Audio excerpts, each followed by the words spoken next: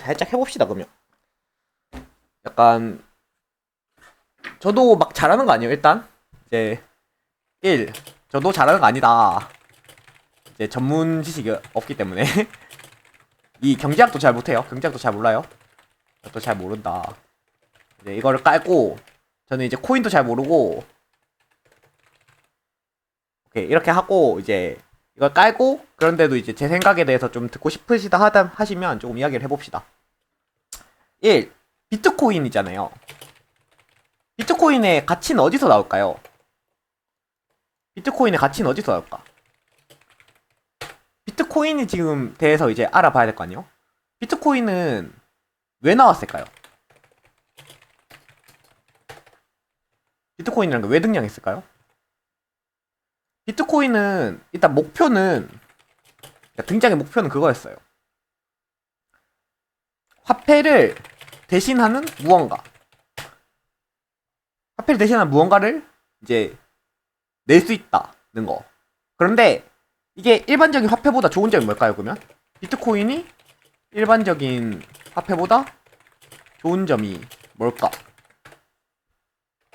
비트코인이 일반적인 화폐보다 뭐가 좋길래 이걸 개발해낸 걸까요? 잘 모르겠죠? 이거는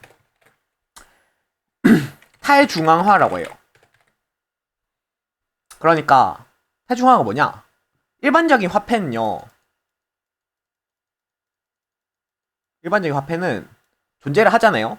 그러면은 이거를 누군가가 보장을 해주죠. 보장을 해주고 그 다음에 관리를 해요. 누군가가 이걸 해줘야 돼요. 화폐를. 예를 들어서 이제 원이잖아요. 우리나라의 원은 어디다가 국가에서 관리하죠. 국가에서 관리하고 중앙은행에서 만든다. 맞죠?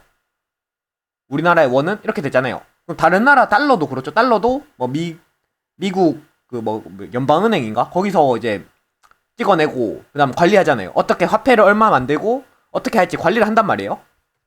그런데 비트코인은 그 핵심적인 사상이 여기 있어요. 그러니까 누군가가 관리를 하지 않고도 그 다음에 누군가가 생산을 하지 않고도 누군가가 그 발행량을 정하지 않고도 고도 알아서 굴러가는 화폐. 이거를 이제 만들고 싶어 했던 거예요. 비트코인을 만든 사람은 처음에. 이제 대충 비트코인이란 개념 뭔지 알겠죠? 화폐를 쓸 건데 누군가 관리를 하지 않고 누군가가 발행량을 정하지 않고도 알아서 굴러가도록 만드는 화폐. 그게 목적인 거예요. 비트코인의 목적. 그럼 이걸 어떻게 할 수 있었냐? 이제 기술이거든요. 여기서는 이제 약간 기술적인 측면인데 블록체인이란 게 있거든요. 블록체인이 뭐냐? 이제 이렇게 이게 한 블록이에요. 비트코인이 한 블록이 있어요. 그러면은 이게 뭐 이 블록에 뭐가 들어가냐? 이제 거래 내역이 들어 있어요. 예를 들어서 이제 A가 뭐 비트코인 3개를 얻었다. 그다음에 A가 B한테 2개를 줬다. 이런 거에 적혀 있단 말이에요. 막 이렇게 적혀 있어요. 그러면은 요거를 암호화하는 거예요. 요거를 암호화를 해. 그러니까 요 내용을 이렇게 암호화를 해서 그 비트코인 안에 넣는 거예요. 그러니까 비트코인은 희한하게도 그 내용 자체가 자신의 그 거래 증명서예요. 그러니까 이 내용을 암호화해서 담아서 그거를 보내고 그 다음 비트코인에 순서가 있겠죠. 그 다음 비트코인에 또 이 암호화된 내용까지 포함해서 들어가 있는 거예요. 이 암호화된 내용 전체가 여기에 조그맣게 들어가 있는 거야. 그 다음에 새로 나오는 이 거래량 같은 게, 그 다음에 뭐 C가 3만원 3개를 얻었다. 뭐 이런 식으로 또 적혀 있는 거예요. 그러니까 이게 정확히는 이해할 필요가 없는데, 대충만 이해해주세요. 저도 대충밖에 모르거든요. 그리고 이걸 또, 이 내용을 또 암호화해서 여기다 집어넣는 거예요. 그러면 이게 어떻게 되겠어요? 나중에 점점 반복되면 나중에 잠깐만요. 이제 비트코인이라는 그 내용을 살펴보면 이제 비트코인이 이렇게 있으면 이제 막 여기에 그전께 비트코인 내용이 적혀있고 또 이 비트코인 그전 비트코인 내용의 안에 또 비트코인 내용이 암호화되어 있고 또 비트코인 내용이 암호화되어 있고 비트코인 내용이 암호화되어 있고 비트코인 내용이 암호화 이런 식으로 쭉 흘러간단 말이에요. 그러면은 가장 최근의 비트코인을 보면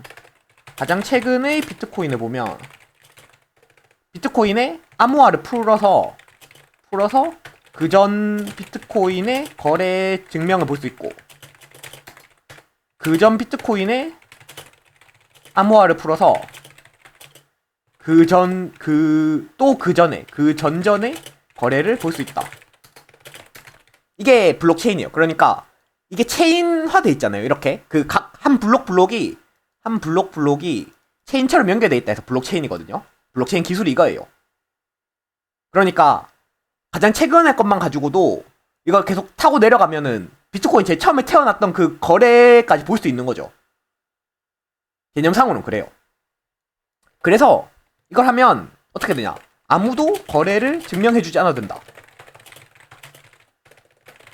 비트코인을 가지고 있는 사람들 자체가 비트코인의 증명. 이제 이렇게 되는 거죠. 그래서 여기서 이제 보통 이제 비트코인 채굴한다 하잖아요. 비트코인 채굴한다 하잖아요. 그러면 이 채굴은 뭐냐?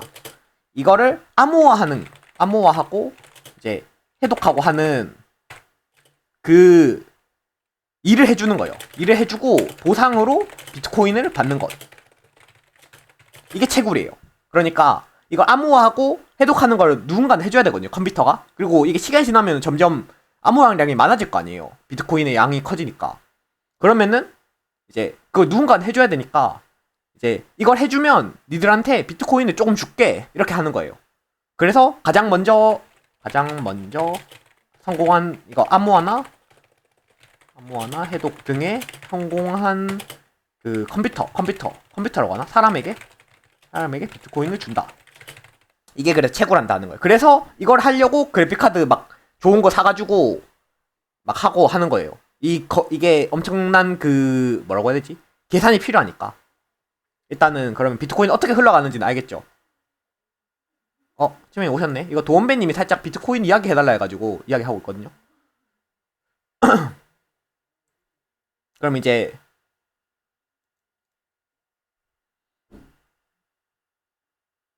나머지는 못 봤죠. 예. 그러니까 한 칸을 완성한 사람이 받는 거죠. 근데 이제 이게 처음에는 이제 한 번 성공할 때마다 많이 줬는데 지금은 이제 한 번 성공해도 0점 몇몇몇몇몇 이래 줄 거거든요.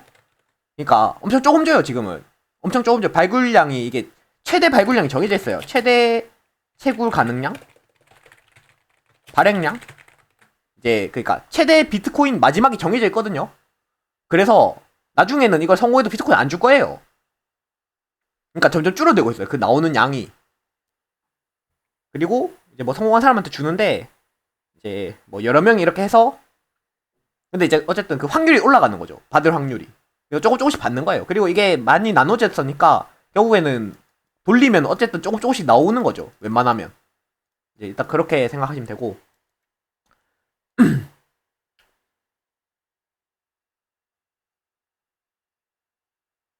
비트코인이 사라질 가능성이요? 사라질 가능성이라는 건 뭘 뜻하는 거지? 사라진다 라는 게 뭘 뜻하는 거예요? 어떤 의미에서 사라진다는 거예요?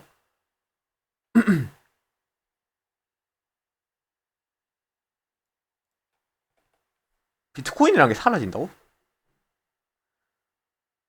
아니 비트코인은 이미 그러니까 비트코인이 말이 코인이지 사실상 현재 뭔가 존재하는 그게 아니잖아요. 아, 어? 아니 보세요. 이게 말이 안 되는 게 아까 전에 말했죠. 비트코인은 그 전에 거래량을 적어 놓는 그 자체가 그러니까 비트코인 그 자체가 하나의 그 뭐라고 해야 되지? 거래 증명. 그러면은 비트코인 어딘가는 그 비트코인이 어떤 지갑, 어떤 뭐 지갑 번호 뭐지 막 영어로 섞여 있겠죠. 막 이러면서 막 A 뭐 이런 지갑이 있어요. 만약에 일단 이런 지갑이 있는데 이런 지갑에 들어가 있다는 거는 그건 알 수 있죠. 그러니까 어떤 지갑에 비트코인 들어가 있다는 건 누구나 알 수 있어요. 근데 그 지갑을 가질 수 있는 방법이 없어지면 그러니까 사라지는 거죠. 그러니까 뭐라고 해야 되지? 이게 비트코인 자체는 어떤 그냥 데이터 덩어리일 뿐이에요. 어떤 코인이라고 실제 존재하는 게 아니고 비트코인이라는 데이터 덩어리일 뿐. 근데 여기에 증명을 할 수단을 추가한 것 뿐이에요. 그러니까 당연히 사라질 수 있겠죠. 누가 그 뭐 이런 이야기 많잖아요. 비트코인 옛날에 뭐 한 10년 전에 비트코인 하드디스크에 넣어놨다가 하드디스크 잃어버린 사람 뭐 몇억치 몇십억치 잃어버렸다 이렇게 하는 사람 있잖아요. 이거는 비트코인을 그러니까 사라졌다기보다 이거는 증명은 그러니까 그 뭐야 거래 증명은 남아있지만 흔적은 남아있지만 그걸 빼올 수 없는 단계죠. 그 지갑을 빼올 수가 없는 상황인 거죠. 근데 그 비트코인 자체라는 게 사라진다는 게 어떤 개념인지 모르겠네. 비트코인은 그냥 데이터예요, 데이터. 누가 지우면 사라지죠.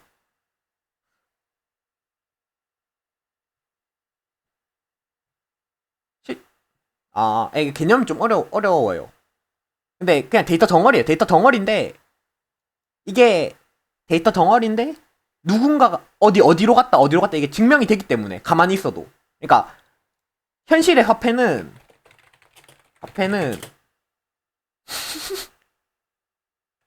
그걸 이제 거래를 증명하려면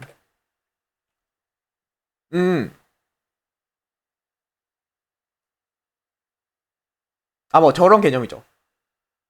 맞아. 반대로 도움뱅이 컴퓨터에서 지우면 이제 메이플 서버에 메이플이 남아 있어도 메이플은 이제 할 수 없게 되는 거잖아요. 약간 그런 개념이에요. 데이터 덩어리야 그냥.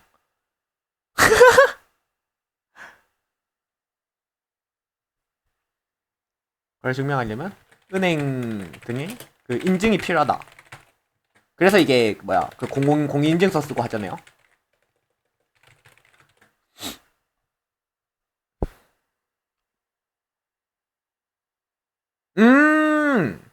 맞아요. 그런 개념이에요. 그러니까 사라졌다고 하면 웃기죠. 약간 그러니까 어딘가는 남아 있을 텐데 그거를 아무도 알 방법이 없는 거죠. 사실상 아무도 쓰지 못하게 되니까 사실상 사라진 거랑 똑같지만 진짜 사라진 거랑 달라요. 약간 그런 개념이에요. 그러면은 보자. 네. 그래서 비트코인. 그래서 이거 탈중앙화를 했잖아요. 그럼 현재 이제는 사실 근데 사람들 이게 궁금한 게 아니죠. 비트코인 어떤 기술인지 궁금한 게 아니야. 왜 비싼가? 가치가 어디서 나오는가? 이게 궁금하잖아요. 맞죠? 그런데 이거는 아무도 알 수가 없어요.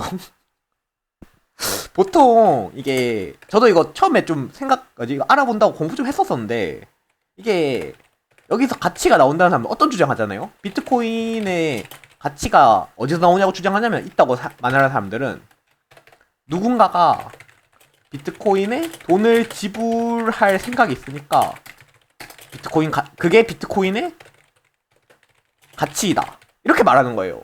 보통 이렇게 말해. 비트코인의 가치가 어디서 나오는가 이러면은 누가 비트코인 산다고 하면은 그게 비트코인 가치잖아 이렇게 말해. 근데 이거는 사실상 똑같은 말이잖아요. 똑같은 말이야 이거는. 아니 누가 사려고 하겠지. 그래 누가 사려고 하면 그게 가치가 있겠지. 근데 그 가치가 어디서 나오냐고. 이 사람이 이 가치를 부여하는 거인데 그러니까 이게 똑같은 말을 지금 반복해 놓은 거예요 사실상. 그럼 이게 가치를 아무도 증명할 수가 없어요 지금은. 가치를 증명할 수 없어. 근데 딱 하나 알 수 있는 건 비트코인류는 이제 거래가 진행될수록 가치가 높아진다. 이거는 왜? 블록체인 기술상 이제 데이터가 쌓이기 때문에 블록체인 기술상 데이터가 쌓였기 때문에 이제 신뢰도가 높아지죠. 그러니까 이거는 어느 정도는 맞는 말이에요. 처음에는 이제 가치가 높아질 수밖에 없어요. 물론 그 가치가 정확히 얼마인지는 아무도 몰라요. 근데 이제 데이터가 쌓이면 그 신뢰도가 높아지잖아요. 그리고 발행량이 줄어들죠. 발행량이 줄어들어요. 줄어들기 때문에 희소성도 높아진다. 그러니까 이것 때문에 초반에 빨리 들어가서 채굴을 하라는 거예요. 코인류를. 그게 데이터가 쌓여서 신뢰도가 높아지거나 그러니까 그때는 이제 신뢰도가 높기 전에 내가 투자를 해놓는 거죠. 미리 가지고 있으면 나중에 신뢰도가 높아졌을 때 비싸게 팔아먹을 수 있으니까. 근데 네, 약간 그런 개념이라고 생각하시면 돼요. 일단은 그런데 비트코인의 가치는 아무도 몰라요. 보통은 이제 미래에 대한 가치를 보는 사람들이 좀 있거든요. 나중에 언젠가는 쓸 거다 이렇게 말하는 사람도 있는데 사실 이건 말이 안 되죠. 이것도 말이 안 돼요. 왜? 누군가가 이거 코인으로 거래를 하고 싶으면 뭐 비트코인을 쓸 이유가 없어.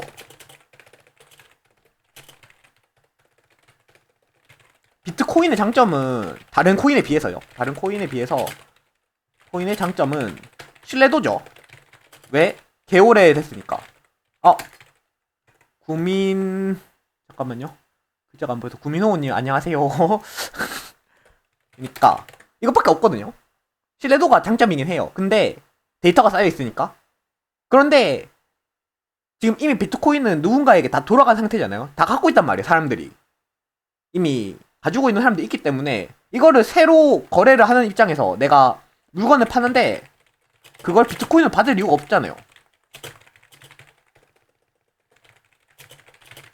왜냐면 가치가 내 맘대로 안 되잖아요. 보장이 안 되니까. 그러니까 이미 다른 사람들한테 다 가 있는데 내가 그 비트코인을 갖고 싶어 할 이유가 없잖아요, 사실상. 그래서 이게 언젠가는 쓸 거다도 사실상 좀 모호해요. 물론 뭐 어떻게 될지 모르죠. 어떻게 될지 모르는데 그렇다는 거. 그러면은 이 가치는 어디서 나오냐? 사실상 현재 가격이 오르는 거는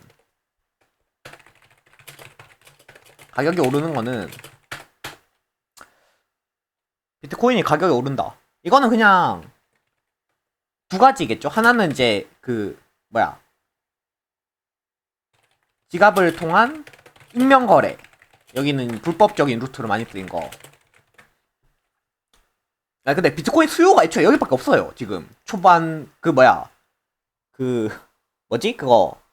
랜섬웨어 그때 돈 달라고 하는 거 비트코인으로 달라 하잖아요. 그러니까 이런 불법적인 루트에 통한 익명 거래가 좋기 때문에 이제 그런 데서 쓰이는 거랑, 그 다음에 두 번째로는 이제 그냥 금 같은 거죠. 쓸 수 없는 금. 그러니까 돈을 뭔가로 바꾸고 싶어 하는 거. 맞아. 그것도 옛날에 이야기 많았죠, 그거. 옛날에 이야기라고 해야 되나? 요새 이야기가 많은 거지. 옛날에는 아무도 몰랐는데.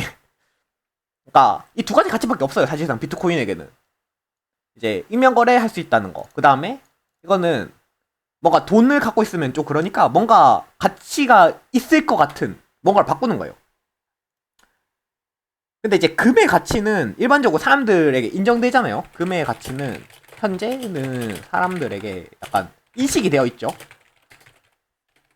왜냐면 금의 희소성과, 근데 사실 또 금이 필요해서는 아니죠. 이것도 약간 생각해보면 그래요. 금이 이 가격으로 뭔가에 쓸 수 있어서 비싼 건 아니다. 그렇죠. 금괴가 비싼 이유가 뭐 어디 쓰려고 비싼 건 아니잖아요. 뭔가 사용처가 있어서 비싼 게 아니고 그냥 돈 대신에 모두가 인정하는 가격이 형성되기 때문에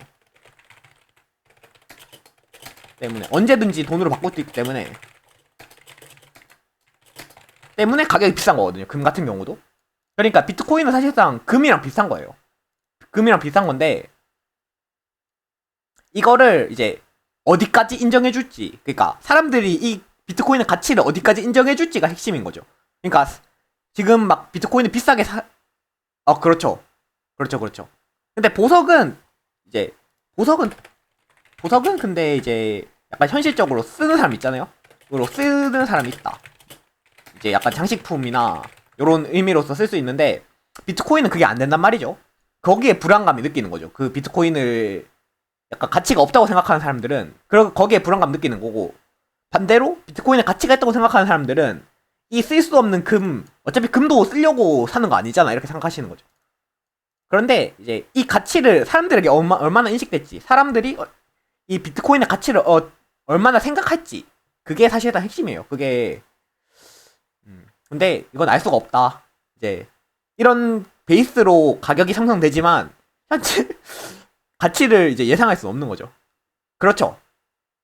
쓸 수 없는 금이니까 그런 거죠. 사람들이 가치를 먹이는 거다. 그렇다고 할 수 있죠. 그러니까 이거는 뭐 좀 예외적인 그거긴 하니까 주식 종목 중 하나다.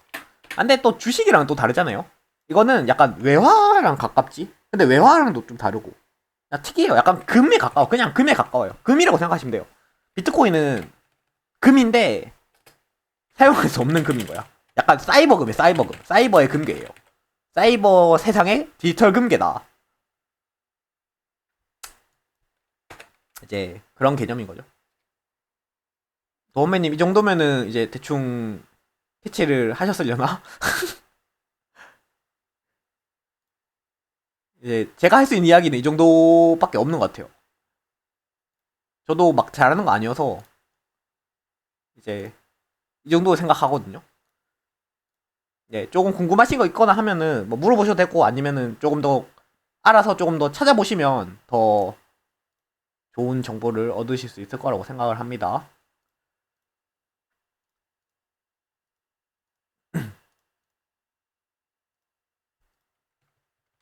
잠깐만. 이거 마우스 메이플이요? 아니요. 메이플 할 생각 없는데요?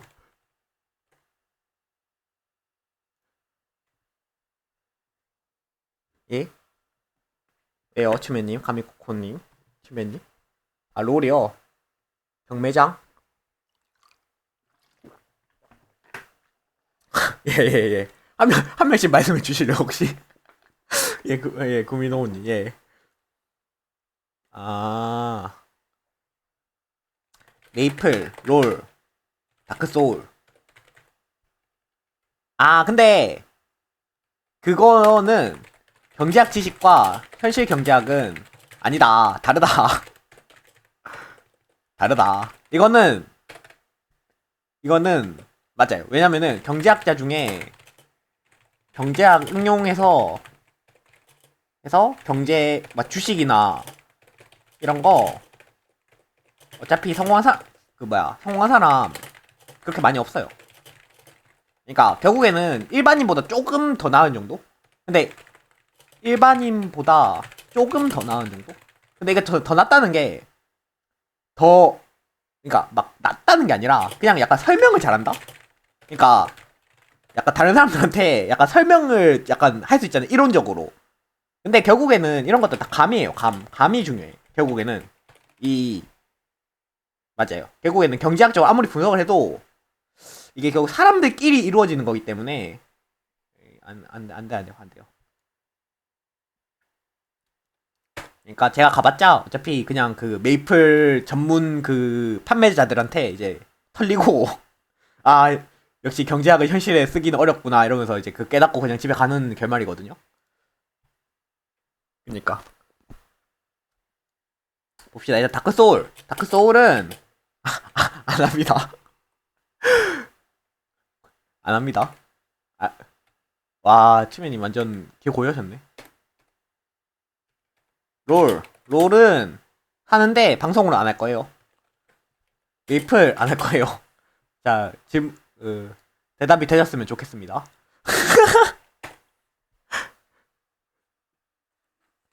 에휴.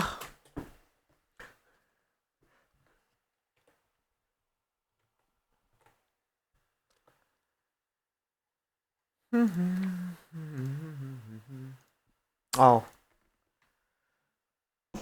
뭔가 비트코인 말하고 나니까 힘 빠지네. 경제학 해야 되는데.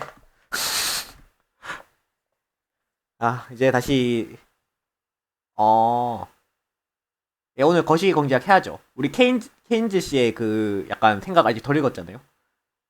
장린이다. 둘 다 똑같아요. 케인스라고 부르는 사람도 있고, 케인즈라고 부르는 사람인데, 저는 케인즈가 더, 입에 붙여서 케인즈가 더 좋아요. 케인즈가 뭔가 좀 더, 약간 사람 이름 같지 않아? 근데 어차피 그거, 그니까, 이름이, 이거예요, 이거. 그래서 케인즈로 읽어도 돼요. 케인즈로 읽어도 돼요. 비트코인은 도박이죠. 도박이죠. 지금은 도박이죠.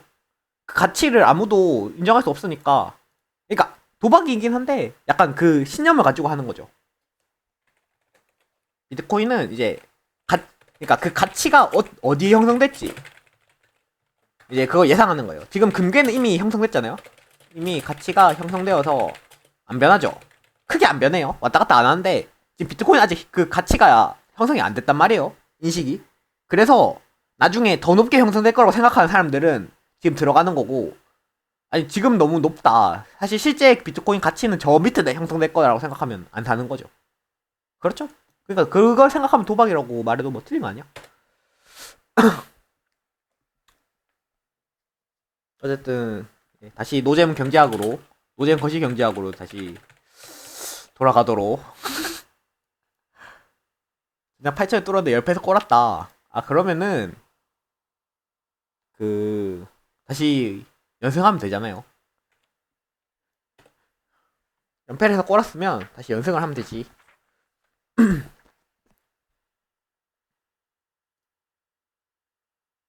어.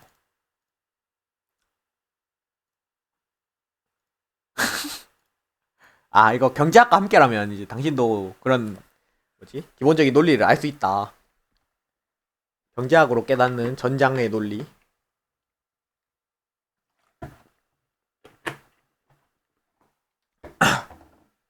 그러면은 일단 저는 경제학 이야기를 좀 시작할게요. 봅시다. 케인즈. 우리가 저번 시간에 케인즈와 신고전학파, 아니다 고전학파죠, 고전학파. 이거 미시경제에 가까운 고전학파 이야기를 했었어요. 케인즈는 이제 y는 c 플러스, 아 잠깐만, 여기 있네. 아 그래요? 아 그거 괜찮으신, 좋은 생각인데 모르겠네. 이거 앞에 약간 지금 진도 나가기 있어서 약간 이해하기 어려우실 수도 있는데, 뭐 한번 열심히 그냥 뭐 적당히 한번 들어보세요. 경제에 관심 같이 있으면 나중에 경제학 쪽으로 가도 되니까. I 플러스 G예요.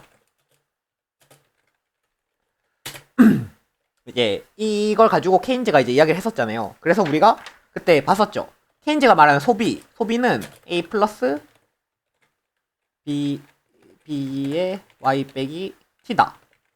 그러니까 어떤 기본적으로 쓰는 돈이 있고, 그 뭐야, 돈이 늘어날 때마다 쓰는 돈이 있고, 내가 쓸 수 있는 돈이 있다. 그러니까 내가 쓸 수 있는 돈에 내가 쓰고 싶은 돈. 이게 B가 근데 앞날 장착하다. 아 그 혹시 경제에 관심 있으시면 그 카미코콘 유튜브에 가면 제가 강의 영상이 있는데 이제 그거를 참고하셔도 쩝쩝. 어쨌든 이제 여기 B가 근데 그때 제대로 말 안 했는데, 이제 다시 생각하면은 B가 그거예요. B가 지금 Y랑 곱해지잖아요, 사실상. 이게 뭐냐면 얼마나 이제 쓰는 거죠, 내 돈에. 예를 들어 500만원 벌어서 250만원 쓰는 사람 있잖아요. 250만원을 그럼 저금한다는 소리죠, 사실상. 250만원 쓴다는 소리, 250만원 저금한다는 소리거든요. 그러니까 이 B가 Y에 곱해지니까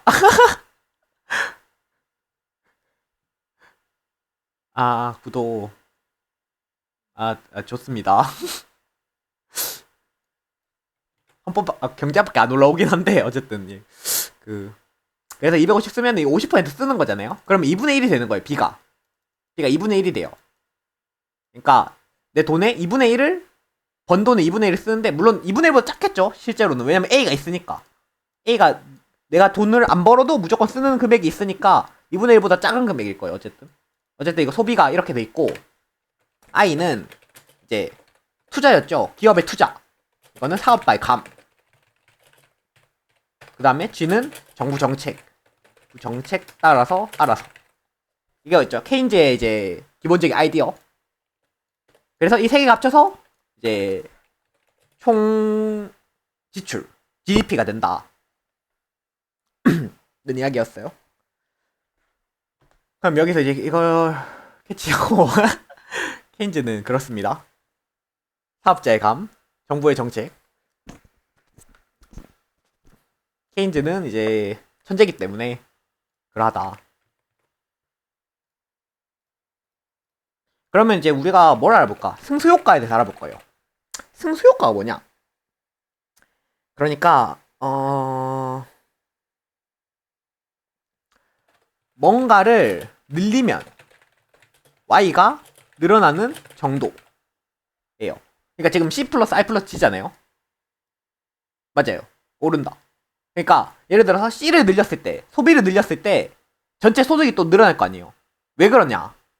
우리가 소비가 늘면 이거 좀 약간 크게 맞아.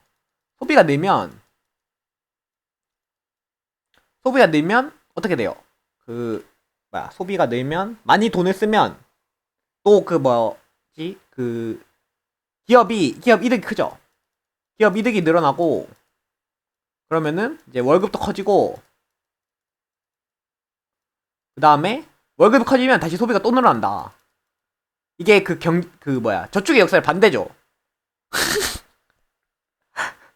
저축의 역사의 반대인 소비의 약간 긍정적인 측면인 거예요. 그러면은 여기서 보면 C를 늘리면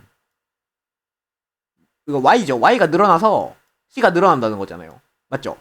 그럼 이게 얼마나 늘어날지 이게 승수 효과인 거예요. 그래서 봅시다. 보통은 이제 승수 효과를 계산할 때 맞아요. 케인즈 입장에서는 돈을 써야 돼. 특히 코로나 같은 이런 시대에서는 돈을 써야 되죠. 돈을 써야 이득이에요. 국가적으로. 물론 국가적으로 이득인 거야. 국가적으로 이득이란 거지. 개인적으로 이득이라는 소리 아니에요? 개인적 이득 아니에요? 개인적 이득 아니야. 예, 개인적 이득 아니에요. 님이 막 돈 쓰는 게 국가적 이득이라 해서 님 혼자 돈 쓰잖아요. 그러면 님만 망해. 님만 이득 망하는 거예요. 왜냐면은 이제 돈이 없으니까. 네, 국가적으로는 다 같이 돈을 써야 되는데 그렇다고 나 혼자 돈 쓴다? 그러면 내 인생만 망한다. 이제 어쨌든 봅시다. 이거를 어떻게 해야 되지?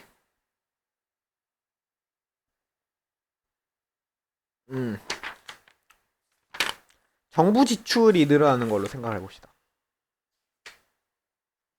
잠깐만요. 이게 승수 효과가 조금 까다롭네.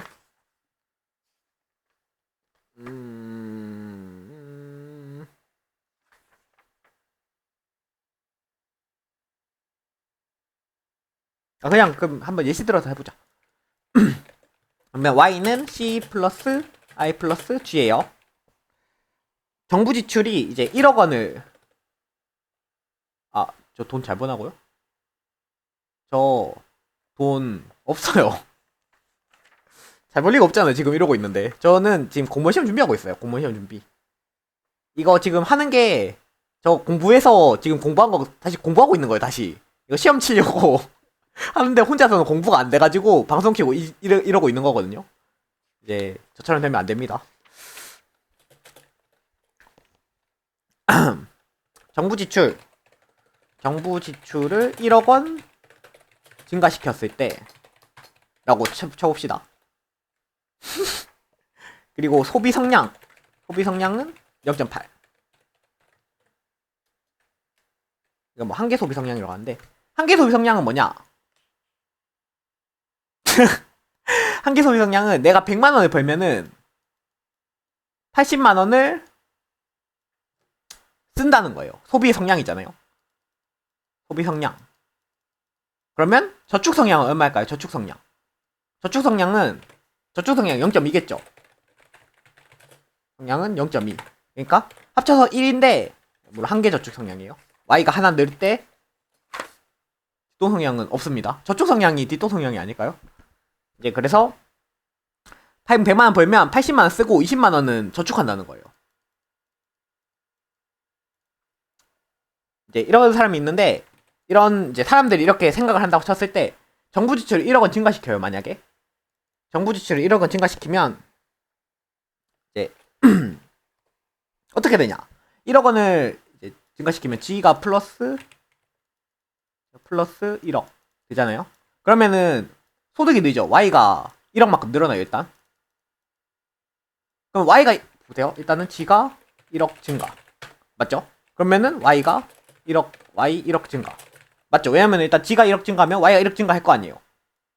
맞죠? 그럼 소득이 늘면 어떻게 돼요? 소득이 늘면 다시 C가 증가하겠죠. 그러니까 정부 지수 늘려서 사람들한테 월급을 주는 거죠. 사실상 정부가 돈을 써서 소득이 늘어나면 그 소득이 늘어서 사람들의 그 는 거에 0.8% 80%만큼 또 돈을 쓸 거란 말이죠.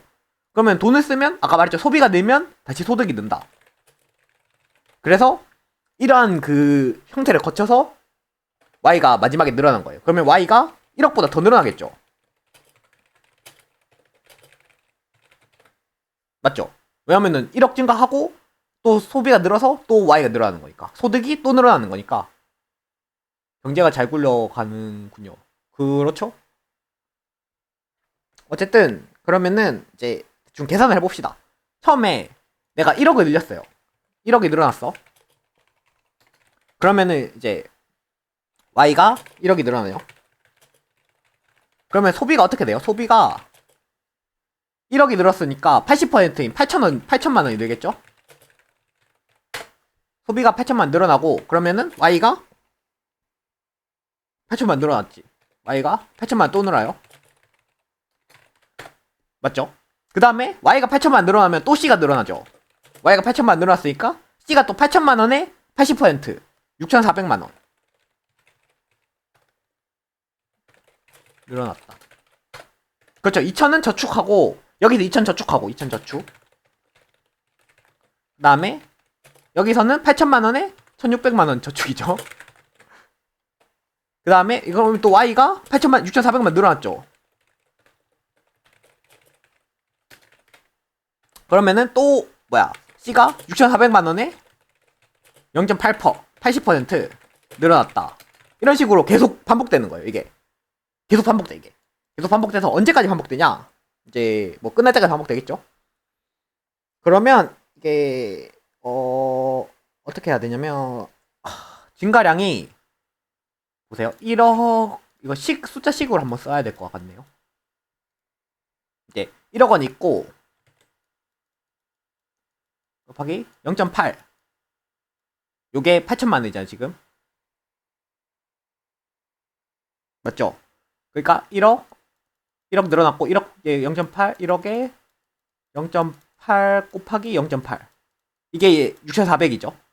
그 다음에 1억에 0.8 이제 뭐 그냥 승수로 적읍시다. 그러니까 요게 1승 요건 2승이고 요건 3승이죠. 이런 식으로 쭉 반복될 거 아니에요. 끝까지 계속 반복되거든요. 그래서 요거를 이제 식으로 나타내면 이제 이게 어떻게 돼? 이거 다 더할 거거든요. 어떻게 더하지? 잠깐만요. 수학을 오랜만에 봐가지고 이거 어떻게 더하지? 1억을 묶어내자. 1억을 묶어내면 0.8 더하기 0.8 2 더하기 0.8 3 이렇게 반복될 거고 한번 생각해봅시다. 이거 어떻게 하더라? 이거 수학이 너무 오랜만이네. 잠깐만요.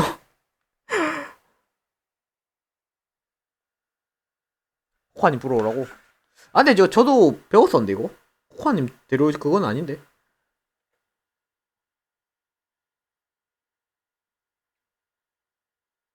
이거 뭐 어떻게 하더라?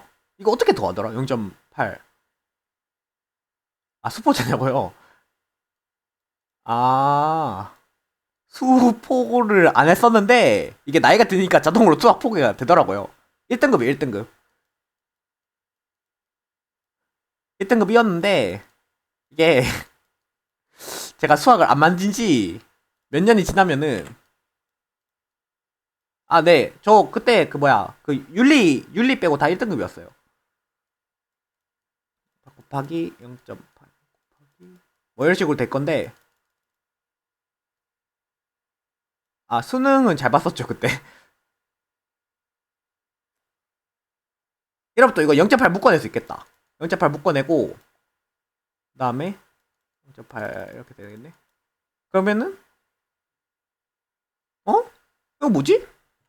수능은 잘 봤었어요. 수능은 물론 근데 이제 제저 그게 아니야. 서울대는 못 갔어. 서울대는 갈 성적 아니었어. 일단 서울대보다는 낮은 급이었는데 그 뭐야 수능은 잘 쳤고요.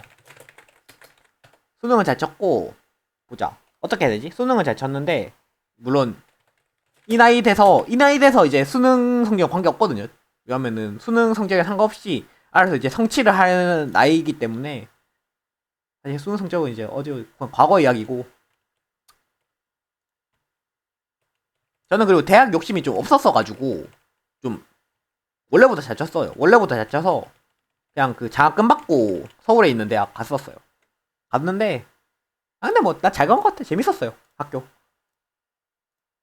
지금 나와서 익하고 있긴 한데 어떻게 계산하냐 이거. 아니 씨 이거 어떻게 계산하지? 원리를 모르겠어. 이거 잠깐만요. 무한등비급수의 원리를 우리 무한등비급수의 합 증명 이거 보고 올게요. 잠깐만요. 무한등비급수의 증명을 봅시다.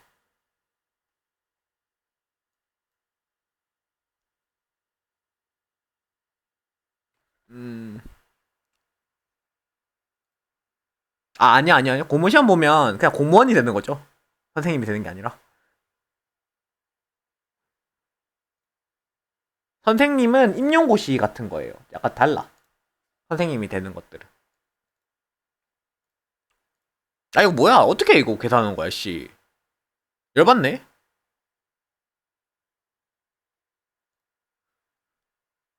보자. R이 1이 아니면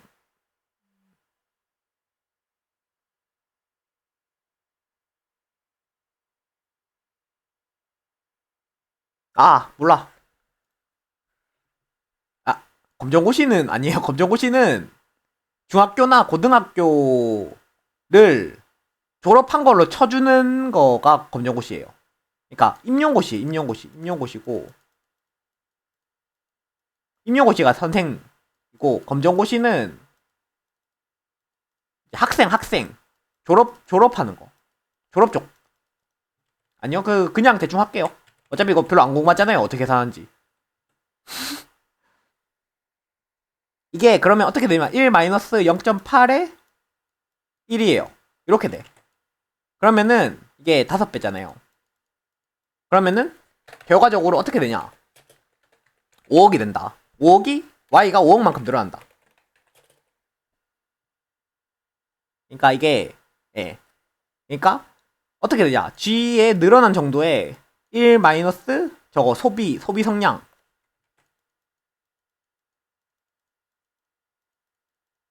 네, 1 요렇게 하면 계산이 된다는 거.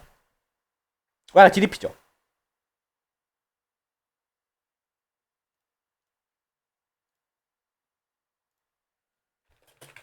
GDP 맞아요. 왜요? 아니 그게 아니고요. 이건 어떻게 되는 거냐? 정부가 예를 들어 갑자기 4대강이에요. 4대강 사업한다 쳐요. 4대강 사업을 해요. 그러면은 이제 거기서 일하는 사람들이 돈을 벌겠죠. 그러면은 그 사람들이 소비를 하잖아요. 그래서 GDP가 오른다는 거예요. 그러니까 좀 다른 개념이야. 그거랑. 그러니까 소비를 하면 또 GDP가 오르잖아요. 그 사람들이 사니까. 그 다음에 그 사람들이 사면 또 기업이 돈 벌어서 또 그렇죠. 기업이 돈 벌어서 또 물건 만들 거고 월급 주는 거지. 월급 주고 그러면 또 그 월급 받는 사람들이 또 소비를 하고 월급 받아서 소비를 하고 이게 반복된다고 계속. 그러면은 이게 소비를 하면 또 누군가는 또 돈을 벌겠죠. 그러니까 이게 같은 사람이 버는 게 아니에요. 처음에 1억 받는 사람들이랑 8천만 원 받는 사람들 다 달라. 왜냐면 회사가 달라지잖아요. 그 사람들이 사는 물건이 다르다면. 그래서 마지막에 5배까지 늘어난다. 그러니까 1억만 늘렸는데 1억 늘리면 5배까지 늘어난다. 근데 이거는 물론 포인트가 있겠죠. 소비 성량이 작으면 작으면 적게 늘어난다.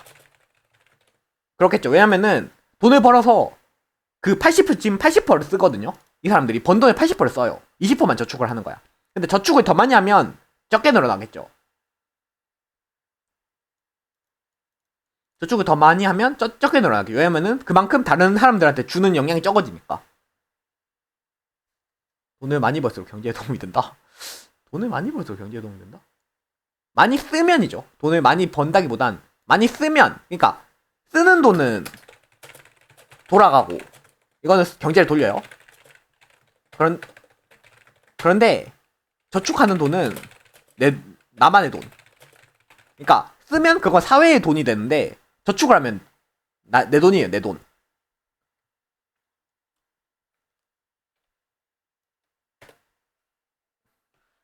아, 뭐 그렇게 생각하시면 그럴 수도 있는데 꼭 그런 거 아니잖아요. 꼭 그런 거 아니어서.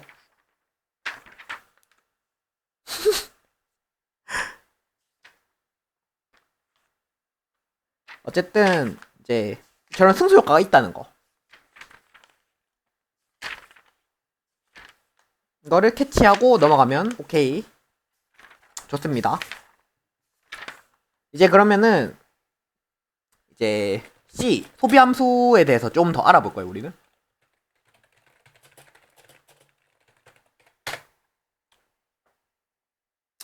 이거 조금 열받는데 이거는 이제 이론이 여러 개가 나와요. 아, 주야비님 안녕하세요. 오레아님 오셨네?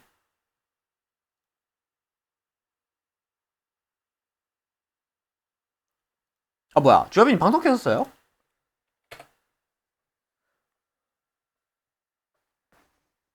2년 만이라. 그렇구나. 음,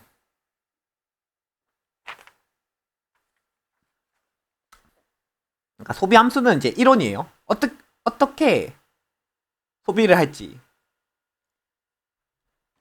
어떻게 소비를 할지 생각을 하는 건데, 일단 케인즈는 절대소득 가설. 이제 이름 조금 멋지죠? 절대소득 가설. 절대소득 가설을 주장했어요. 물론 이전에 고전학파도 있겠죠. 고전학파. 고전학파는 딱히 이름이 없어요. 이거는 그냥 소비론 하고 절대소득 가설 하고, 그 다음에 그 밑에 이제 여러 가지 이야기가 나올 건데 일단 여기까지만, 여기가 기본 내용이니까 이것부터 봅시다. 일단 고전학파의 소비 이론에 대해서 볼게요. 고전학파는 이제 소비는 국민소득 등 저축하고 남은 거, 그러니까 이자율 감소함수. 감소함수가 뭐냐면은 반비례라는 거예요. 그러니까 이자율이 오르면 소비는 줄어든다. 그 다음에 이게 다예요. 근데 이것도 어찌 보면 당연하죠. 이자율이 오른다는 거는, 이게 이자율이 여러 가지 의미로 쓰이는데 다 통하거든요. 경제학에서 웃긴 게 신기하게도 통해요. 그러니까 은행 이자라고 생각하면 돼요. 기본적으로 은행 이자라고 생각하면 돼요. 은행 이자가 올라요. 은행 이자가 올랐어. 그럼 은행 이자 오르면 어떻게 할까요? 소비를 안 하겠죠. 왜? 저축 이득이니까. 그러니까 은행에 돈을 넣는 게 이득이니까 은행을 터는 게 아니고요. 소비를 줄인다. 그러니까 이렇게 되는 거예요. 은행 이자가 올라가면 소비가 준다. 반대로 은행 이자가 내려가면 소비가 늘어나겠죠. 그냥 이 정도만 생각한 거야. 왜냐면은 고전학파는 소비를 중요시하지 않았다. 공급이 중요했다. 공급이. 그렇죠. 그냥 이 정도만 생각했던 거예요. 근데 이제 케인즈는 말했죠. 케인즈는 소비를 중요시하니까. 케인즈는 소비를 중요시한다. 그래서 이제 절대소득 가설이라는 가설을 이제 낸 거죠. 돈을 많이 벌면 더 쓴다. 그거랑 비슷해요. 오, 약간 최근에 거의 케인즈인데 지금? 이거 완전 트위치에 케인즈 났는데? 그러니까 절대소득이라는 거는 뭐냐? 현재의 소득의 절대값, 절대적, 그러니까 절대적 소득인데, 이 절대적이란 말은 그 상대적의 반대예요. 케인즈가 뭐냐고요? 사람 이름이에요. 사람 이름. 학자 이름 학자. 거시경제학의 아버지. 케인즈. 사람 이름. 학자예요. 경제학자. 그러니까 현재의 절대적 소득이란 뭐냐? 내 그냥 금액만 본다. 돈만 본다는 거. 돈만. 그러니까 과거 소득이나 이제 그 다른 사람 소득 이런 거를 신경 안 쓴다. 이게 케인즈예요.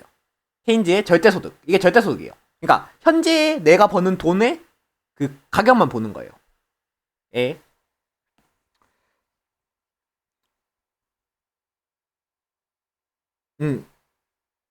그래서 아까 전에 우리 봤었죠. C는 A 플러스 BY 다 했었잖아요. 그러니까 소득이 늘어나면 이제 쓰는 돈도 많아질 거고 내가 소득이 없어도 어느 정도 쓴다. 그러니까 이게 현재 금액만 보잖아요. 아무것도 안 보고 옛날 거나 아니면은 이런 거 신경 안 쓰고 현재 금액에만 상가있잖아요. 내가 현재 버는 돈에만 상가있단 말이죠. 그래서 이게 절대 소득이다. 절대 소득. 이게 케인즈의 이론이다. 아는 거예요. 그러면 이제 여기서 이제 캐치할 수 있는 게 케인즈의 절대 소득으로 생각하면 Y가 늘어나면 Y가 늘어나면 C가 늘어난다. 맞죠? 소득이 늘어나면 소비가 늘어난다. 맞잖아요. 여기 소득이 늘어나면 소비가 늘어나니까. 그리고 계속 똑같이 늘어난다. Y가 늘어나면 더 늘어나고 더 계속 늘어나잖아요. 그러면 이게 아까 전에 봤던 승수 효과가 잘 일어난다. 맞죠? 그러니까 여기서 이제 이 거시경제학의 핵심 포인트가 나와요. 거시경제학은 지들끼리 자기 이론을 어떻게든 증명을 하려고 막 엮어놨어요. 자기들끼리. 그러니까 케인즈는 소득이 절대 소득이기 때문에 승수효과가 잘 일어나는 거예요. 또 그러니까 케인즈는 승수효과를 주장했고 소득도 절대 소득을 주장했기 때문에 승수효과가 잘 일어나는 거예요. 그러니까 케인즈는 절대 소득이랑 승수효과를 같이 하면서 이제 이론의 승수효과 노린 거지. 사실상 노린다. 케인즈는 이제 이 소득 가설과 승수 효과를 통해서 자기 이론을 더 보충을 하는 거예요. 서로 자기 이론끼리 보충을 하게 만드는 거야. 다른 애들도 그렇거든요. 이게 좀 재밌어요. 어찌 보면. 그런데 이제 문제는 이 다음에 나타나요. 케인즈는 이거 뇌피셜이죠. 뇌피셜 돌린 거. 뇌피셜 돌렸죠 지금. 이거 소득 Y 늘어나면 늘어난다 이러고 뇌피셜 돌렸거든요. 그런데 뇌피셜은 어디에 무너져요? 팩트에 무너져. 팩트에.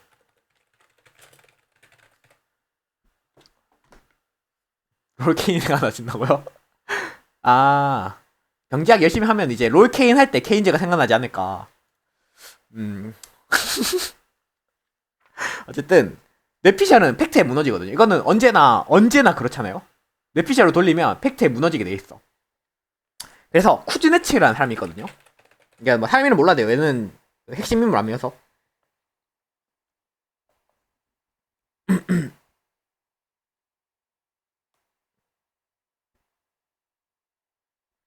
쿠즈네츠는 이제 통계 분석을 했어요. 그냥 사람들한테 미국에서 통계 자료를 이용해서 분석을 해버린 거야. 그러니까 케인즈는 지금 뇌피셜 돌렸죠. 이거 Y가 늘어나면 C가 늘어나고 그러니까 승수가 잘 일어날걸 이렇게 말했단 말이야. 근데 쿠즈네츠는 진짜 그 데이터를 가지고 분석을 해버린 거야. 그래서 어떻게 나왔냐? 두 개가 나와요. 두 개가. 하나는 장기일 때랑 단기일 때가 나와. 장기.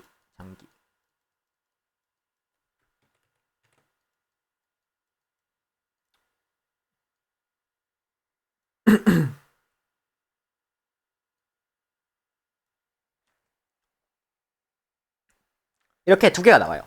그러니까 단기일 때는 이제 기본적으로 쓰는 돈이 있는데 장기일 땐 그게 없다는 거예요. 이게 어떤 개념이냐? 이제 조금 한번 같이 생각을 해봅시다.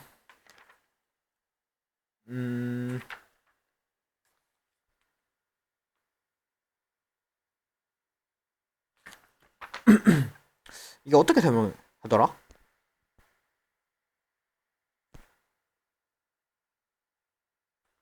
어쨌든 일단은 예? 아니 이거 케인즈 뇌피셜 이거잖아요. 케인즈 뇌피셜 이거 절대소득이죠.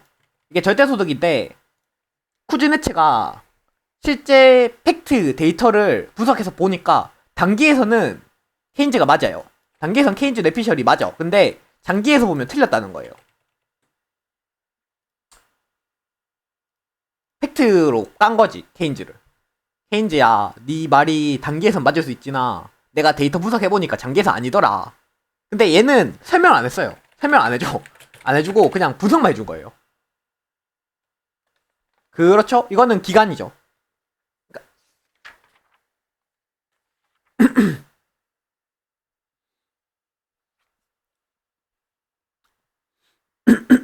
그래서 이제 이렇게 나왔다. 이렇게 나왔다는 걸 이제 캐치를 하고 넘어갑시다. 이거는 잠깐만요. 이게 왜 그래서 이제 그 이후에 쿠즈네츠 통계 분석을 한 이후에 사람들이 경제가 안 굴러간다기보다는 이게 어떤 포인트냐면 보세요. 이게 밑에가 여기 Y고 요거 C거든요. 요거 C고 Y예요. 그러니까 이게 Y가 늘어났을 때 C가 이만큼 늘어나죠. 여기는. 근데 여기는 Y가 이만큼 늘어났을 때 C가 더 늘어나요. C가 왜냐면 기울기가 더 높잖아요. 같은 거 늘어났을 때 이만큼 더 늘어나. 근데 줄어들 때도 그러니까 장기에는 Y의 영향을 더 많이 받는다.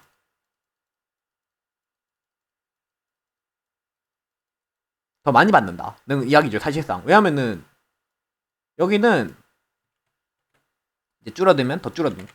그래서 이걸 이제 다른 학자들이 왜 이런지를 이제 분석을 한 거예요. 다른 학자들이 왜 이럴까? 왜 이럴까 궁금해서 거기에 대한 이제 여러 가지 이론을 냈거든요. 그거를 이제 볼 거예요. 한번 찾아보고 가봅시다. 일단은 우리가 확실한 거는 저게 팩트예요. 저거 장기에서 저 모양이 나오는 건 팩트야. 팩트이기 때문에 부정할 수가 없어요. 이론 냈다고요? 치면의 경제학 이론 어떤 거 내는데요?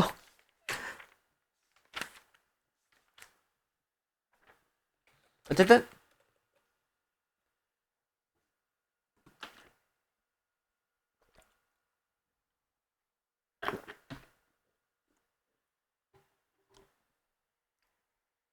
한 번씩 사는 거 내다만 가는 거.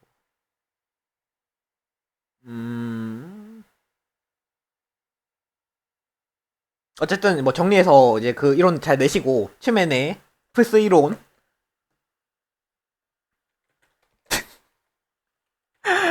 온라인 쇼핑이 더 좋다고. 온라인 쇼핑.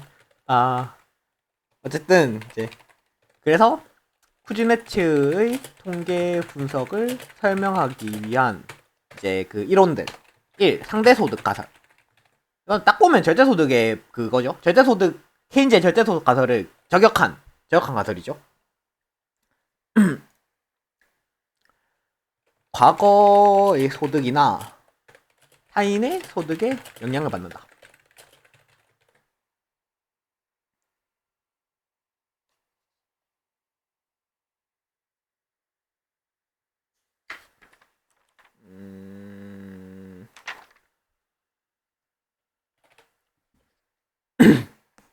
제가 하면 두 가지 효과가 있다고 봤거든요.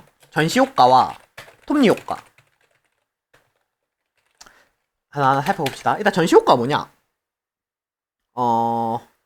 다른 사람들의 그 전시되는 거예요. 그러니까 내 소득이 자기랑 비슷한 급 사람들을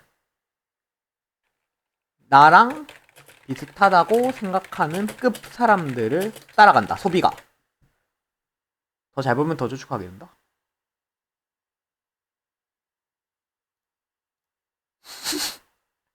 온라인 쇼핑하면 길거리 음식 어떻게 되는 건데? 길거리 음식은 망하죠.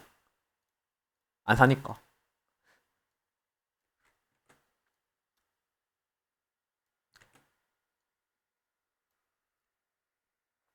음.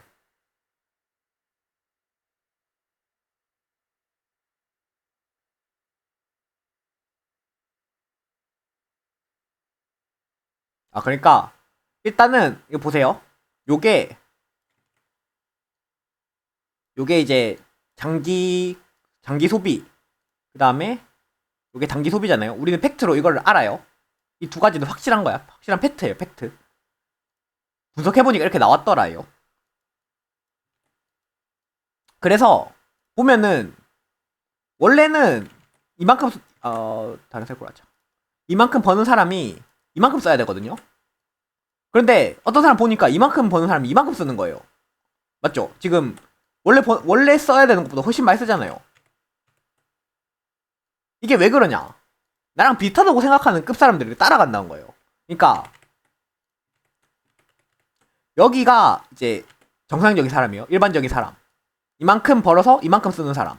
이게 일반적인 사람인데 어떤 사람은 이것보다 적게 벌면 원래 이만큼 써야 되거든요. 근데 현재는 이만큼 쓰고 있는 거예요. 반대로 이만큼 버는 사람은 이만큼 써야 되거든요, 원래. 근데 이만큼밖에 안 쓰는 거예요. 단기에서. 그래서 왜 그러냐 했더니 이제 상대 소득 가설을 주장한 사람은 요거는 같은 급 애들을 같이 쓰는 거다. 예를 들어서 이제 고등학교로 칩시다. 고등학교에서 고등학생 있어요? 물론 고등학생은 좀 아니다. 고등학생 말고 뭐가 있을까요? 어떤 회사원이라 칩시다. 어떤 회사. A 회사. A 회사. 어떤 회사. 뭐 어쨌든 회사가 있어요. 회사원들 봤을 때 어떤 한 회사원을 봤을 때 이게 평균 월급이고 이렇게 본다고 쳤을 때 누가 주식 그러니까 예를 들어서 누가 여기 초록색인 사람이 주식으로 이만큼 벌어버린 거예요. 주식 이만큼 벌어. 그러면은 원래는 이만큼 써야 되거든요. 이만큼 버는 사람들은. 근데 이 사람들은 자기가 주식으로 돈을 벌어도 자기랑 비슷한 급 사람들 거만큼만 쓰는 거예요. 그러니까 조금 더 많이 쓰는 거야. 원래보다 그러니까 많이 벌어도 많이 못 쓴다는 거예요. 반대로 적게 벌어도 내가 만약에 빚내가지고 개망했어 인생 개망해도 소비를 그렇게 많이 못 줄여요. 왜? 나랑 비슷한 급들이 많이 쓰니까. 예, 약간 그런 거죠. 그러니까 이런 효과가 있으니까 단기에서는 자기 버는 것보다 적게 쓰거나 많이 쓴다. 이게 전시 효과예요. 우리 집안은 금방 복구돼 기록 집안이라. 맞지? 딱 그거예요. 그러니까 그게 전시 효과야. 그 다음에 톱니 효과. 톱니 효과는 뭐냐면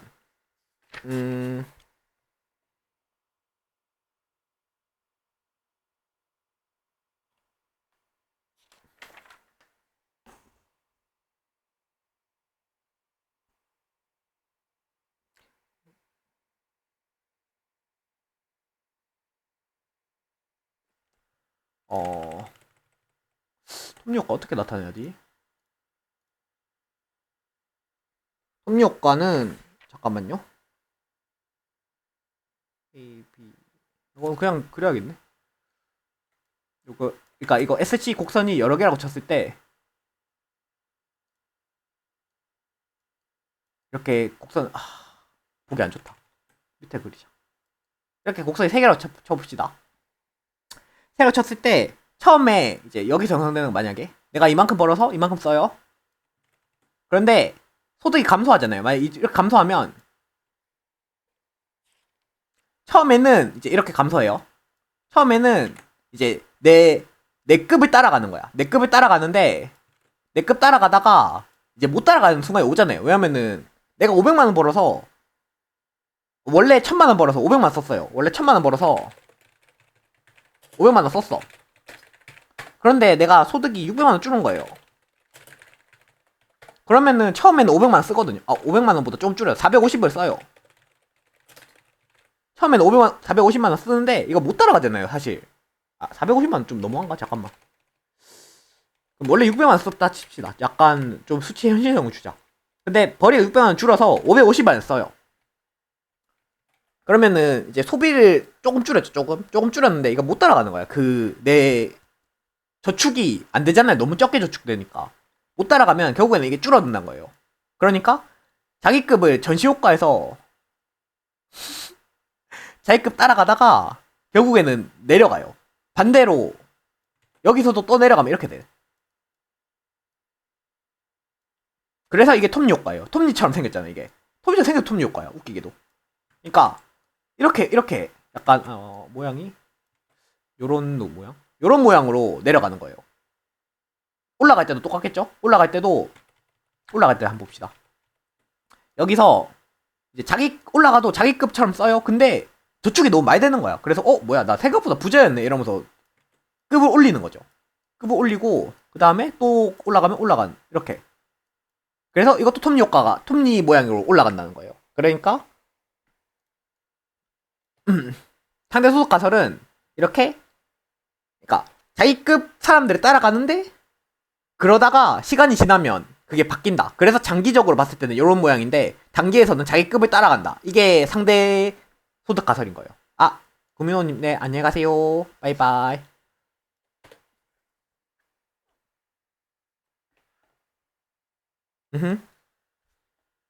구바. 그 다음에 항상 소득 가설. 이제 이거 상대 소득 가설이요. 하나는 상대 소득 가설. 항상 소득 가설은 뭐냐? 절대 소득이 아니라 얘도 케인즈 저격이에요. 다 케인즈 저격한 애들이야, 얘들은. 절대 소득이 아니라 항상 소득을 본다. 항상 소득이 뭐냐? 이제 장기적인 소득이에요. 내 소득 관리 못하는 멍청이들 많아서 그렇다? 뭐요? 이 상대 소득 가설이? 멍청이들 많아서 그렇다기 보다는, 그러니까 논리적이지 않다는 거죠. 그러니까 딱 내가 소득이 줄었을 때 바로 거기에 맞춰서 내 지출을 모두 못 줄인다는 소리야. 근데 생각해보면 그렇죠? 왜냐면 소득에는 그 약간 습관 같은 게 있잖아요. 그게 님이 만약 100만원 벌다가 갑자기 200만원 번다고 해서 2배로 쓰진 않을 거 아니에요. 그런 거죠, 그냥. 님이 만약 로또 당첨됐어요. 로또 당첨이면 몇 배야? 몇 배 소득이야, 그거. 엄청난 소득이잖아요. 근데 그걸 한 번에 거기에 맞춰서 내 소득을 조절할 수 없잖아요. 내 지출을. 그냥 딱 그런 개념인 거예요. 현실적으로 봤을 때 내 지출에 딱 맞게 조정할 수가 없다.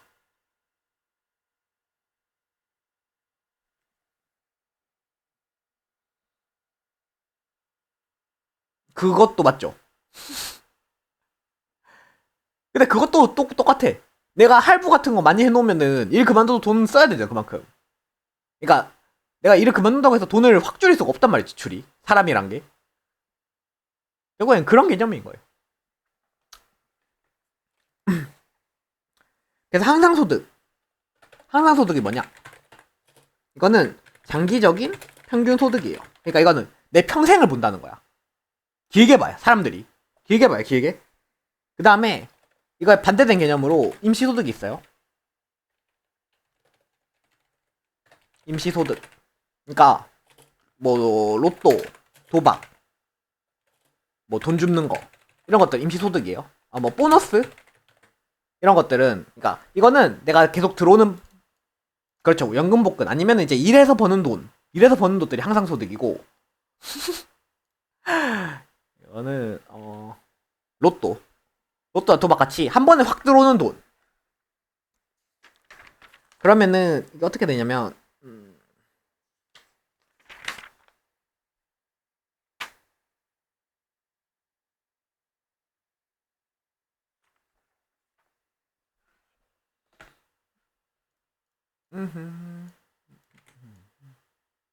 둘 다 복권이라고 하면 복권일 수 있긴 한데 계속 쓰던 거 써봅시다, 똑같이.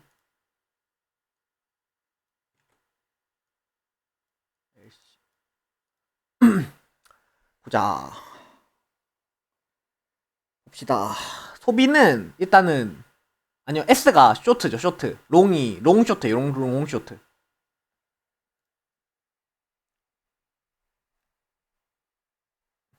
그러니까 그러니까 어떤 개념이냐면 보세요. 아까 전에 그 말 그대로예요. 지금 내가 이만큼 벌면은 원래 이만큼 써요, 사람이. 아, 여기는 Y고 여기 C예요. 잠깐만요. 보세요. 내가 이만큼 벌면 이만큼 써야 돼요. 현실적으로. 그러니까 이게 LC가 장기잖아요. 그러니까 장기가 일반적으로 말이 되는 정도인 거야. 예를 들어 저축이랑 그게 딱 맞는 사람이 LC인 거예요. LC가 이제 그 이상적인 소비라고 한다면 현실적으로 이 그 SC 곡선은 모양이 다르다는 거예요. 현실적인 사람이랑. 그러니까 보면은 나 지금 이만큼 벌 때 이만큼 써야 되잖아요. 근데 이만큼 벌 때 이만큼밖에 안 쓰는 거야. 이건 아까 전에 그거죠. 아까 전에 말했던 그거예요. 그 뭐야, 돈이 없는 거지. 그러니까 돈이 벌었는데 내 습관이 남아 있는 거죠.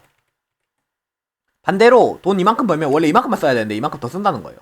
이것도 똑같죠. 아까 전에 말했던 그 습관이 남아 있다는 거랑 똑같은 개념이에요. 그러니까 장기로 보면 그게 고쳐진다는 거예요. 장기로 보면 고쳐져요, 그 습관이. 근데 단기에서는 그 습관이 남아 있기 때문에 이 이렇게 뭐지? 원래 쓰던 여기가 정상 범위인데 여기서 원래 쓰다가 돈이 이렇게 변해도 이 못 따라간다는 거예요. 알겠죠? 어떤 개념인지는.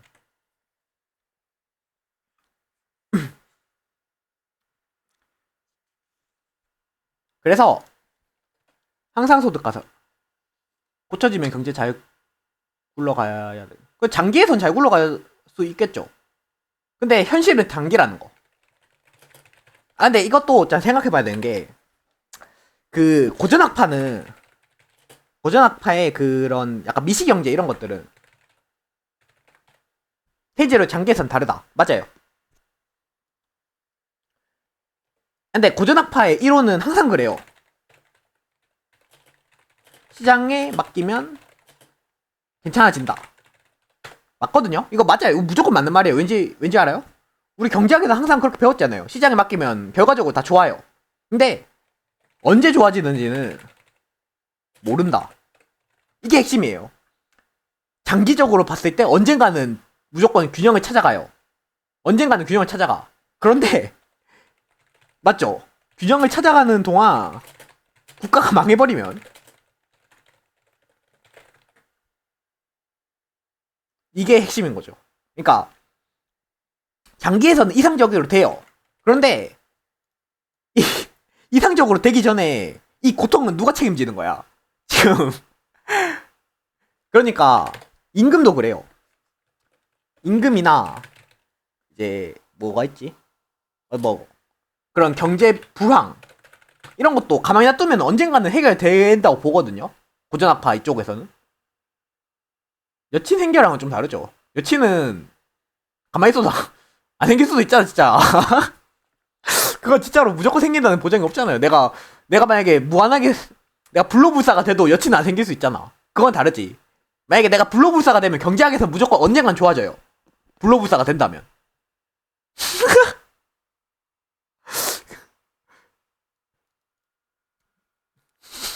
아니 아니 님한테 한 말이 아니에요. 예? 약간 저한테 한 말입니다. 어쨌든 그래서 균형을 찾아가는 동안 국가가 망해버리거나 아니면은 그동안 앞 힘든 사람들은 경제 불황을 해결하려면 얼마나 걸릴지 모른단 말이에요. 그런데 언젠가는 시장이 해결해 줄 거라고 하는 건 무책임하잖아요, 사실상. 무책임한 거예요, 이거는. 근데 이 베이스에서 나온 게 케인즈 이론인 거예요, 사실상. 그러니까 이거를 빨리 해결하기 위해서 뭔가를 해둘라는 거죠. 그러니까 언제나 장기는 보통 이상적으로 흘러가요. 그러니까 거시경제학에서 장기는 항상 이상적이에요. 그런데 모든 게 이상적으로 될 수 없잖아. 이상적으로 대가까지 그 고통을 겪는 사람들은 대체 누가 케어해 준다는 거야? 아무도 케어 못 해주거든요, 그거는. 그러니까 빨리 해결해달라는 거지. 코로나 똑같아요. 코로나도 그러니까 이상이랑 현실의 차이지. 이상이랑 현실. 코로나 그거 뭐지? 하기 위해서 사람들 다 뭐야? 한 2주죠, 2주? 2주 동안 다 집에 감금해 놓으면은 해결될 거 아니에요. 코로나 바이러스 끝날 거 아니야. 맞죠? 2주 동안 다 집에 감금해 놓고 이제 그렇게 살면은 끝나겠지. 근데 현실적으로 그 불가능하잖아요. 그동안 피해본 사람들의 보상은 누가 해준단 말이야.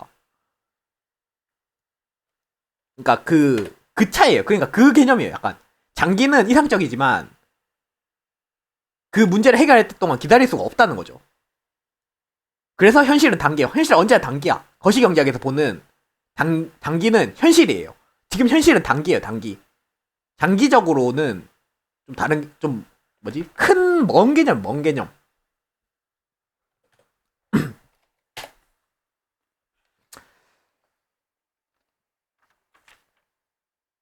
어쨌든 그래서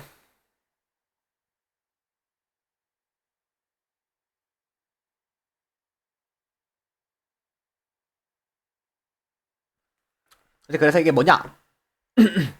이것도 그냥 똑같은 개념이에요. 장기적으로는 이걸 할 거지만 단기적으로는 이렇게 된다. 왜? 임시소득에는 영향을 안 받기 때문에. 사람들은 자기 소득, 그러니까 임시소득으로는 SC 곡선을 안 바꾼다. 항상 소득이 올라야 SC 곡선이 바뀐다. 그러니까 이거 SC는 단기 곡선이죠. 단기 소비잖아요. 그럼 이게 현실적인 소비죠. 그러니까 예를 들어서 봅시다. 이제 이렇게 돼요. SC 곡선이 두 번째 SC 곡선 있어. 그런데 이제 계속 여기서 움직이는 거예요. 내가 로또에 당첨돼도 돈을 이만큼 벌어도 이만큼밖에 안 쓰는 거예요. 예. 그렇죠. 그런데 만약에 내가 월급이 오른다. 그러면은 이제 항상 소득이 증가돼서 월급이 오르면 이 SC 곡선 자체가 올라간다는 거예요. 내 예상적인 돈 자체가 올라가니까. 그냥 그 개념이에요. 쉬운데 좀 어렵게 표현해 놓은 것 뿐이야. 그러니까 그러니까 만약에 똑같이 100만 원을 벌어요. 똑같이 100만 원을 얻어도 갑자기 어디서 돈 주워서 얻은 돈은 이만큼밖에 안 쓰고 내가 월급이 올라서 100만 원 오른 거면 이만큼 쓴다는 거예요. 딱 그 개념이야, 그냥. 이 개념이 계속 가는 거예요. SC랑 LC의 개념은 항상 이런 개념이에요. 그러니까 현실적으로 쓰는 돈과 내 SC 곡선이 어디에 위치하는가가 현실적인 돈을 어디에 쓸지를 결정한다는 거예요. 그래서 이제 이 이론의 함축성은 얘는 이제 항상소득 가설을 쓴 사람은 이제 이름이 뭐냐면 프리드먼이에요. 프리드먼은 어디냐? 통화학파예요. 통화주의 학파 사람이에요. 그러면은 우리 아까 전에 정리해놓은 거 있죠. 통화주의 학파는 누구? 케인즈 학파와 싸운다. 통화주의 학파는 케인즈를 까요. 이걸 어떻게 까냐? 이 논리를 잘 들어보세요. 이거 재밌어요. 단기 재정 정책은 효과가 없다. 왜? 해봤자 임시소득이니까. 그러니까 돈을 풀어도 소비가 안 늘어난다. 이게 말이에요. 이 말이에요. 이 말. 그러니까 케인즈는 돈이 늘어나면 그만큼 소비가 늘어난다고 생각한 거예요. 왜냐면은 SC랑 LC 곡선이 없기 때문에. 케인즈는 곡선이 하나밖에 없잖아요. 그러니까 항상 그걸 따라간다는 거예요. 케인즈는 절대소득. 항상 한 곡선에서만 사용한다. 그러니까 이게 변하지가 않죠, 곡선이. 그런데 프리드먼이 봤을 때는 아니, 네가 정부에서 돈 주는 거 재난지원금은 임시소득이잖아. 항상소득이 아니란 말이야. 그러면은 네가 만약에 100만 원 줘도 정부에서 100만 원 줘도 소비를 조금밖에 안 늘려요. 남은 거 저축한다는 소리겠지. 그러니까 재난지원금 줘도 소비가 안 늘어난다는 거야. 그럼 재난지원금 주면 안 되겠죠. 얘네들 입장에서는. 맞죠? 이게 그러니까 결국엔 이 곡선이 그걸 말하고 있는 거예요.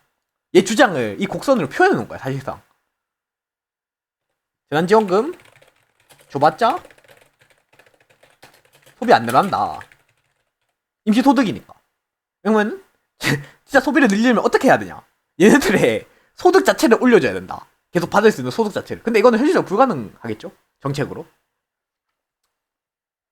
어쨌든 뭐 이런 아이디어.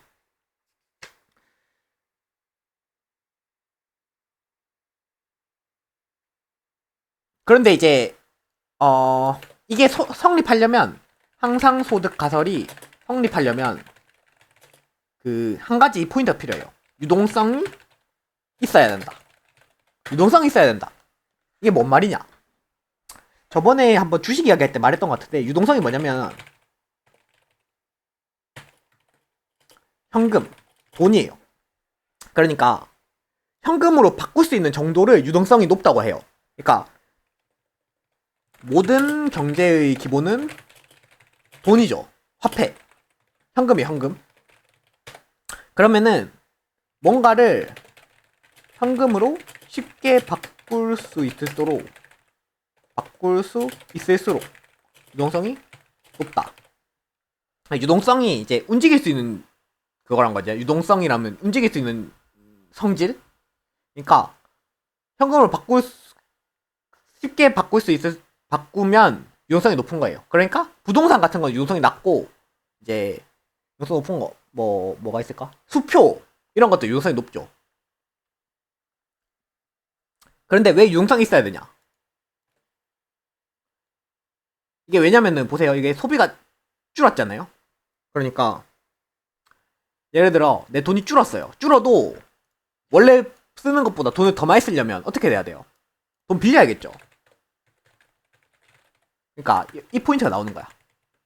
여기서 이만큼 줄었어요. 줄었는데 원래 여기 이만큼 버는 사람은 이만큼밖에 못 쓴단 말이에요. 근데 이만큼 버는데 내가 임시적으로 돈을 잃어가지고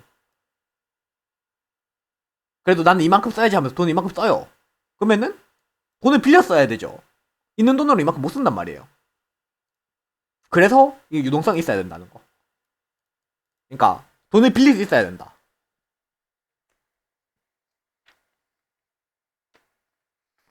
그냥 뭐 이런 개념이 있다.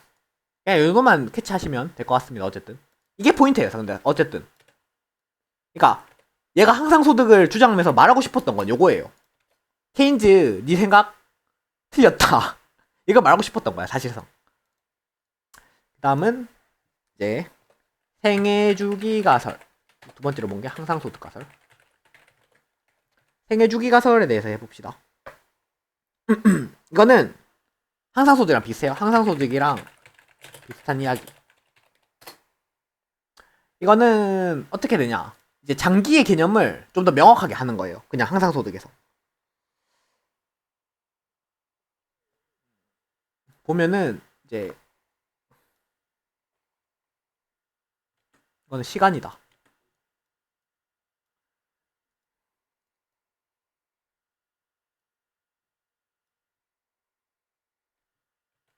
어떻게 해야 되지? 잠깐만요. 여기 줄을 하나 긋고 그냥 이렇게 하자. 이렇게 하고 일단은 소비는 이렇게 올라가잖아요. 아, 소비는 올라간다. 이게 기본 개념. 그 다음에 이렇게 이게 소득이에요. 요거는 소비고. 그래서 이게 뭐냐? 요거는 시간이에요. 시간. 그래서 여기는 청년기, 여기는 중장년기,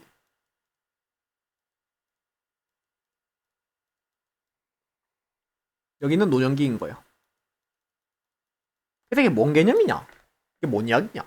이제 볼 수 있겠죠? 그러니까 청년기, 이거 보세요. 소득은 청년기 때 낮고 노년기 때 낮아요. 중장년기 높아요. 이건 근데 뭐 그렇겠죠?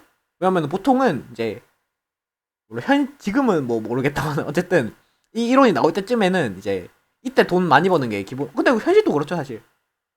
노년기냐고요? 아니요 여긴데요. 저는 여긴데. 어쨌든 소득을 처음에 못 벌잖아요. 사회에 처음 나갔을 때 돈을 못 버는데 이제 그 한 30대, 40대 이때가 원래 돈 제일 4, 50대 그때가 돈 많이 벌잖아요. 그 다음에는 이제 나이 들면서 소득이 좀 줄어들죠. 근데 소비는 반대로 처음에는 적은데 점점 늘어나요. 계속 나이가 들수록. 물론 노년기 때는 이때는 이제 소득이 늘어나니까 늘어나는 거고, 노년기 되면 이제 몸 아프고 하니까 나갈 돈은 많잖아요. 나갈 돈은 많은데 소득은 줄어드는 상태가 되는 거죠. 이게 생애주기로 소득을 보자 라고 한 거.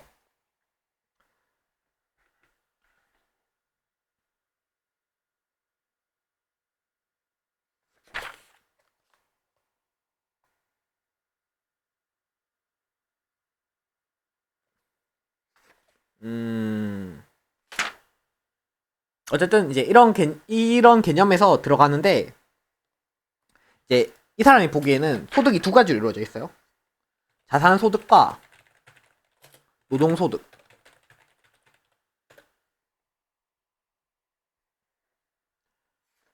노동소득은 알겠죠? 아까 일해서 돈 버는 거. 이게 노동소득이에요, 사실상. 노동소득. 그럼 자산소득은 뭐냐? 자산소득은 이제 자산으로 버는 돈? 약간 저축해놓은 거, 이런 것들 자산소득인 거예요.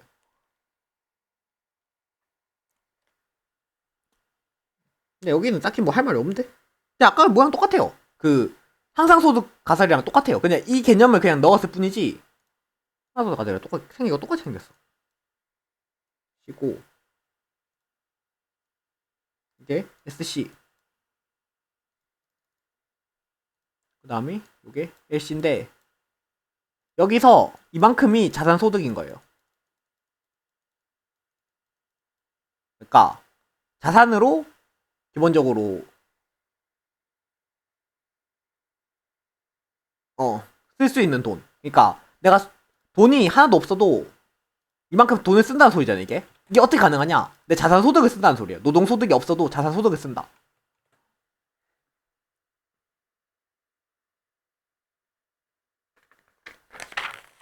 뭐 딱 그냥 이게 끝이에요. 끝인데 얘는 여기서도 소비는 이제 현재 소득이 아니라 전체적인, 보세요. 이 소비는 계속 늘어나잖아요. 인생에서 늘어나죠. 그러니까 이게 뭔 소리예요? 소득이 변한다고 소비가 늘어나지 않는다. 그러니까 현실적으로 이 SC에 가깝다는 거겠죠. 맘대로 안 된다는 거예요. 왜냐면은 내 나이가 있으니까 나중을 생각한다 거지. 미래를 생각한다. 그러니까 내가 만약에 20대다. 20대면 로또 당첨돼도, 나 아직 인생 많이 남았으니까 저축 많이 해야지. 이렇게 되고, 막 한 80대 때 로또 당첨되면 그냥 막 쓴다는 거죠. 왜냐면은 소비는 나이가 들수록 늘어나니까. 그러니까 미래를 생각한다. 그냥 딱 그 개념이에요.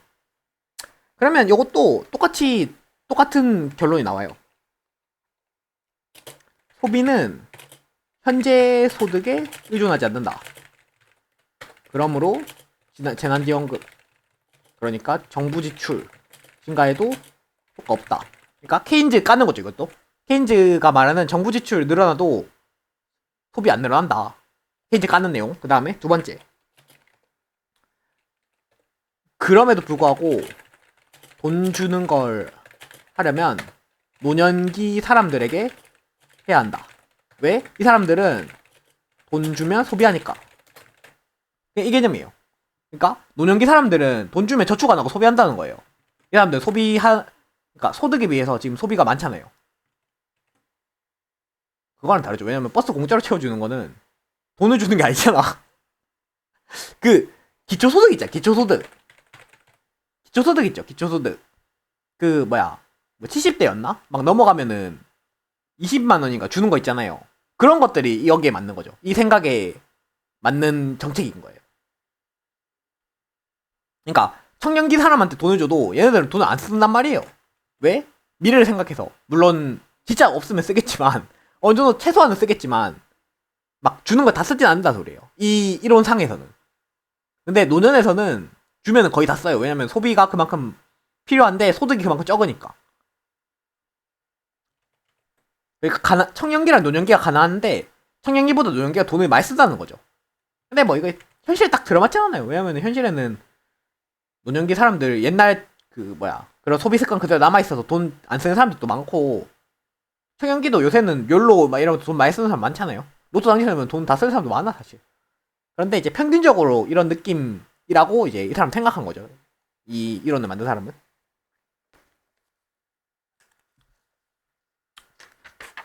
그렇습니다. 소비론은 그래서 여기까지. 그래서 소비론은 여기까지. 내용은 사실 큰 거 없어요. 그냥 이런 이론들이 있구나. 오, 축하드립니다. 소비론은 여기까지고, 투자 이론을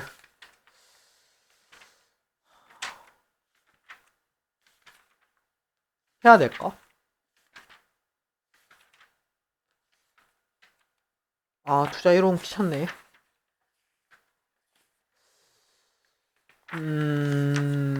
지금 몇 시지? 잠깐만요. 1시간 반? 아, 투자 1호 한 30분만 못 끝내는데, 이거. 아, 열받네, 이거.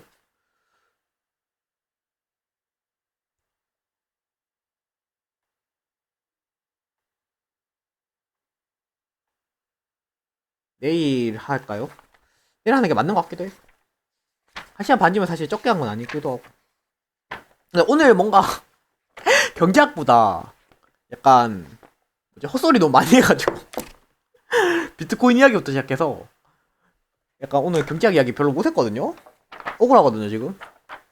물론 이제 보러 오시는 분들이 있어서 별로 못했는데 오늘 개들이 방송 맞는데 진도는 나가야 될 거 아니에요. 어? 진도를 나가요. 어? 오늘은 근데 기분이 좀 안 나긴 한다. 오늘 여기까지만 할게요. 그럼 일단